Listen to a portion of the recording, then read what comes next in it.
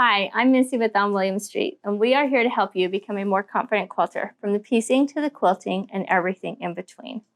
This month, we are on month 8 of our mystery quilt along.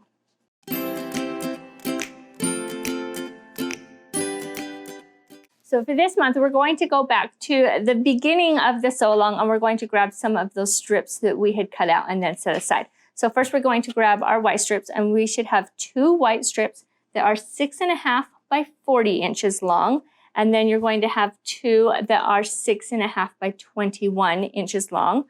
And then for our green strips, you're going to have 2 that are 3.5 by 40 inches long. And then you should have 3 strips that are 3.5 by 15 inches long. And we're going to sew all of these together to create, for the white, it's going to be 2 6.5 by 60.5 inches long. And then for our green, we're going to need to cut this after we sew them all together. We're going to need to cut it down to 3.5 by 60.5 inches.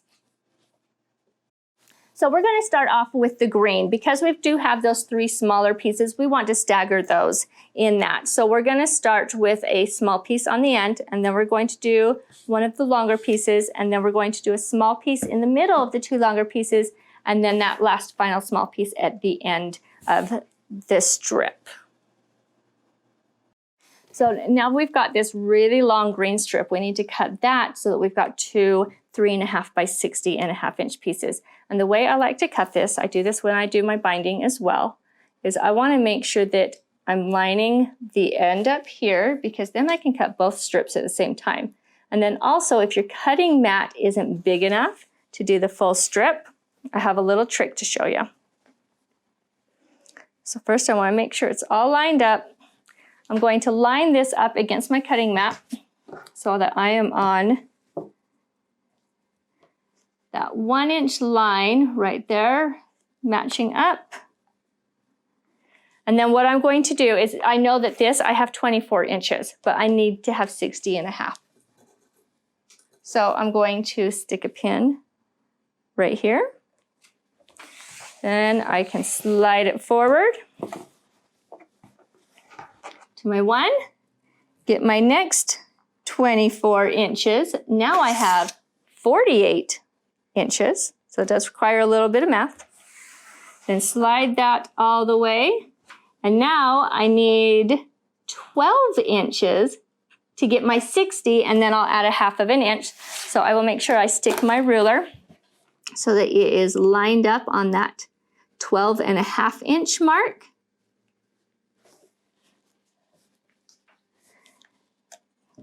And I'm just going to cut right along there, and I've got both of my strips cut at the same time.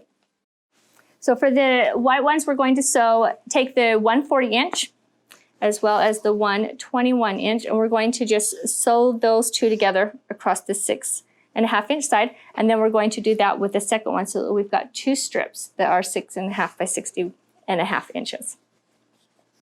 Okay, now that we have our strips cut, we're going to take our flying geese row that we created earlier in the year, and we are going to sew first our green strips, 1 to each side.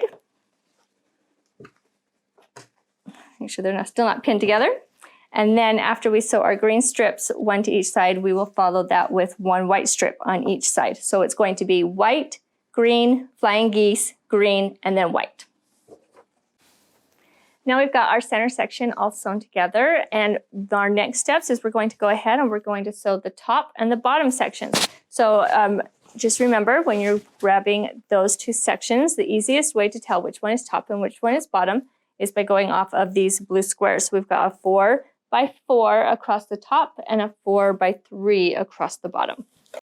So to line this up, we want to have our green section in the top right corner, and then we want our flying geese going away from that. So flying away from this top green corner. So when we're pinning them together, make sure you're pinning them that direction. This might be easier to do on the big table, but we're going ahead to just throw a few pins in here just to keep everything lined up so that we're not stretching either the middle section or the top section as we're sewing that. and then we'll go ahead and sew that straight line. Okay, and then for our bottom section, we want to make sure that our green strip is lining up on the opposite end as our top section. So make sure you're just double checking the diagrams and lining things up in the right direction. We'll go ahead and pin this one on, and then we can go ahead and take a look at that final quilt top. Now we've got our top finished and our mystery quilt is no longer a mystery, but don't worry, we're not finished. We're going to help you make sure that you have a finished, completed quilt before we finish up the year. So go ahead and check out the blog post for all of the instructions and the diagrams to make sure you're lining everything up the way it should be. And don't forget to check out our store while you're there and find your next modern quilting project. And we'll see you next time.